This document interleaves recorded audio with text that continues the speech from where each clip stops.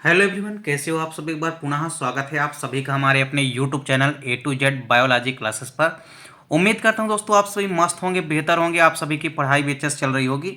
आज की इस वीडियो में यहाँ पे हम क्लास 12 बायोलॉजी एनसीईआरटी देखिए जितने भी चैप्टर 9 से लेकर के चैप्टर 13 तक के मोस्ट इंपॉर्टेंट एमसीक्यू हैं वो हम आपको आज के इस वीडियो में पूरा का पूरा कवर कराने वाले हैं। देखिए इसके पहले हमने चैप्टर 8 तक के इंपॉर्टेंट क्वेश्चन की एमसीक्यू आपको प्रोवाइड करा दी है। अभी तक आप यदि नहीं देखें तो आप प्लेलिस्ट में जा करके देख सकते हैं। चलिए वीडियो को सीधे स्टार्ट करते हैं।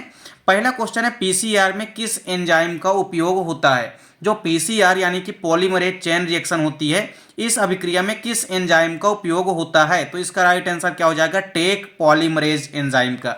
अगला क्वेश्चन है पहले जंतु क्लोन का नाम लिखिए। ऐसे जंतु के क्लोन का नाम बताना जिसका क्लोन सबसे पहले तैयार किया गया। तो सबसे पहले जो भेड़ है, भेड़ का एक क्लोन तैयार किया गया जिसका नाम था क्या, डाली।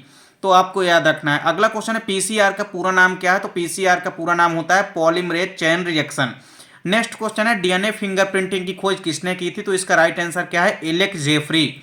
नेक्स्ट क्वेश्चन है टीआई प्लाज्मिड का स्रोत क्या है। तो टीआई प्लाज्मिड का स्रोत क्या है, एग्रोबैक्टीरियम ट्यूमीफेसियंस। ये टीआई प्लाज्मिड का प्रमुख स्रोत है।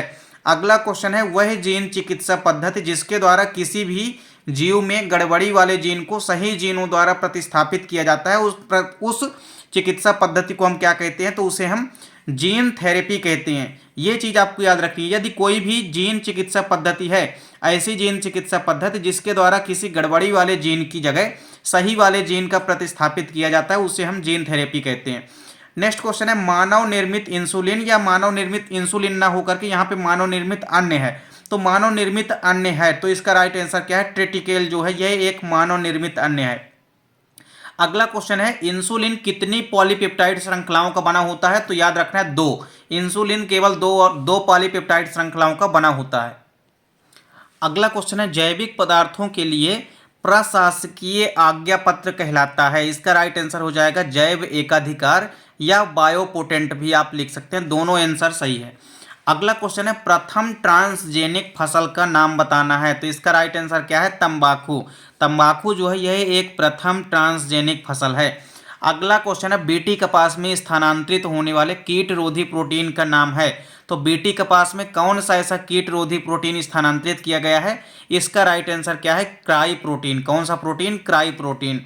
नेक्स्ट क्वेश्चन है वे जीव जो किसी दूसरे जीव से प्राप्त जीन को धारण करते हैं क्या कहलाते हैं। मतलब कोई भी ऐसे जीव जो कि किसी दूसरे जीव से प्राप्त होने वाले जीन को धारण करते हैं उन्हें हम क्या कहते हैं। तो उन्हें हम ट्रांसजेनिक या ट्रांसजीव कहते हैं।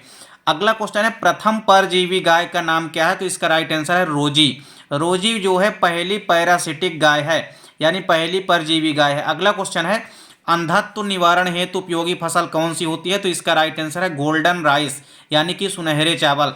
अगला क्वेश्चन है सुनहरे चावल में कौन सा विटामिन प्रचुर मात्रा में पाया जाता है, यानी गोल्डन राइस में किस विटामिन की प्रचुर मात्रा में उपस्थिति होती है। तो इसका राइट आंसर है विटामिन ए। विटामिन ए जो है सबसे ज़्यादा मात्रा में पाया जाता है सुनहरे चावल में, यानी कि गोल्डन राइस में। अगला क्वेश्चन है स्पंजी जड़ें पाई जाती है। तो स्पंजी जड़ें जो है जलकुंभी यानी कि इक्वार्निया में पाई जाती है। नेक्स्ट क्वेश्चन है पूर्ण मूल परजीवी पादप है। तो इसका राइट आंसर क्या है, रैफ्लेसिया। अगला क्वेश्चन है मैंग्रोव पौधे का उदाहरण है। तो मैंग्रोव पौधे के एग्जाम्पल क्या है, राइजोफोरा जो है सबसे बढ़िया मैंग्रोव पादप है। अगला क्वेश्चन है वायवीय श्वसन मूलें जिसको कि न्यूमेटोफोर कहते हैं, यह किसमें पाए जाते हैं। तो इसका राइट आंसर है दलदली पौधों में। जितने भी दलदली पौधे होते हैं उनकी जड़ों में श्वसन मूलें यानी कि न्यूमेटोफोर पाए जाते हैं। अगला क्वेश्चन आपको याद रखना है कि लैंगिक द्विरूपता का एक उदाहरण है। तो इसका राइट आंसर क्या है, मधुमक्खी जो है यह एक लैंगिक द्विरूपता का एग्जाम्पल है। नेक्स्ट क्वेश्चन है माइकोराइजा किसका उदाहरण है। तो यह एक सहजीवी संबंध का एग्जाम्पल है। नेक्स्ट क्वेश्चन है कि नागफनी में जो फिल्लोक्लेड रूपांतरण है, फिल्लोक्लेड जो होता है नागफनी में, यह किसका रूपांतरण है। तो आपको याद रखना है कि फिल्लोक्लेड जो है यह एक तने का रूपांतरण होता है, यानी कि स्टेम का। अगला क्वेश्चन है विविपैरी या जरायुजता पाई जाती है। तो ये केवल और केवल मैंग्रोव पौधों के अंदर ही पाई जाने वाली प्रोसेस है। अगला क्वेश्चन है मृदा का अध्ययन क्या कहलाता है। तो पीडोलॉजी कहलाता है। फिर नेक्स्ट क्वेश्चन है किन पौधों में मूल गोप का अभाव होता है। तो जलोदभिद यानी कि हाइड्रोफाइट पौधों में मूल गोप का अभाव होता है। नेक्स्ट क्वेश्चन है दो वनस्पति क्षेत्रों के बीच का संक्रमण प्रदेश क्या कहलाता है? तो दो वनस्पति क्षेत्रों के बीच का जो संक्रमण प्रदेश है वो कहलाता है इकोटोन। क्या कहलाता है? इकोटोन। नेक्स्ट क्वेश्चन है कि पारिस्थितिक तंत्र में जो ऊर्जा का प्रवाह होता है वो कैसा होता है? तो हमेशा आपको याद रखना है कि किसी भी इकोसिस्टम या पारिस्थितिक तंत्र में जो एनर्जी का फ्लो होता है वो सदैव एक दिशीय होता है, अर्थात एक ही दिशा में होता है। नेक्स्ट क्वेश्चन है इकोसिस्टम का प्रयोग सबसे पहले किसने किया? तो एजी टेंसले ने किया था सबसे पहले इकोसिस्टम यानी कि पारिस्थितिक तंत्र शब्द का प्रयोग।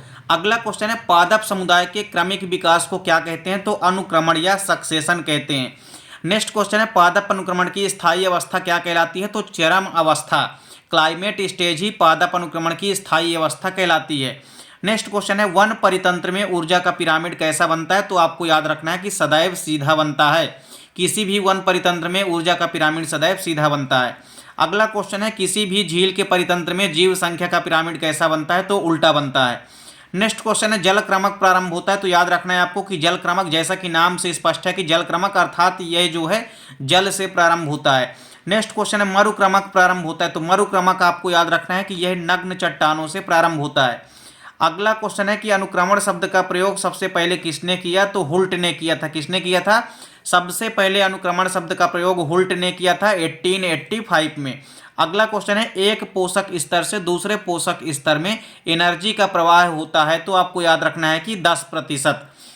नेक्स्ट क्वेश्चन है रेतीली भूमि से प्रारंभ होने वाला अनुक्रमण क्या कहलाता है? तो आपको याद रखना है सैमोसियर। क्या याद रखना है? सैमोसियर। नेक्स्ट क्वेश्चन है ऊर्जा का 10% नियम किसने दिया? तो देखिए जो ऊर्जा का 10% नियम है इसको लिंडेमान ने दिया था। किसने दिया था? लिंडेमान ने।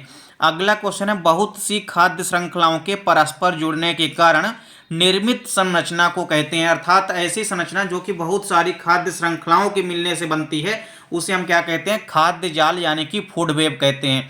नेक्स्ट क्वेश्चन है फॉरेस्ट रिसर्च इंस्टीट्यूट यानी कि राष्ट्रीय वन अनुसंधान संस्थान कहाँ स्थित है? तो इसका राइट आंसर है देहरादून में। नेक्स्ट क्वेश्चन है जैव विविधता शब्द का प्रयोग सबसे पहले किसने किया? तो बायोडाइवर्सिटी यानी कि जैव विविधता शब्द का प्रयोग सबसे पहले किसने किया? तो बीजी रोसेन ने किया था। किसने किया था? बीजी रोसेन ने किया था। अगला क्वेश्चन है वन्य जीव संरक्षण अधिनियम कब पारित हुआ? तो यह सन 1972 में पारित हुआ। नेक्स्ट क्वेश्चन है मध्य प्रदेश का प्रथम राष्ट्रीय उद्यान है? तो आपको याद रखना है कान्हा राष्ट्रीय उद्यान। कौन सा राष्ट्रीय उद्यान? कान्हा राष्ट्रीय उद्यान।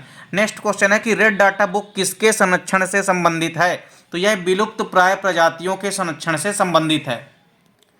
अगला क्वेश्चन है विश्व वन दिवस मनाया जाता है? तो आपको याद रखना है 21 मार्च को।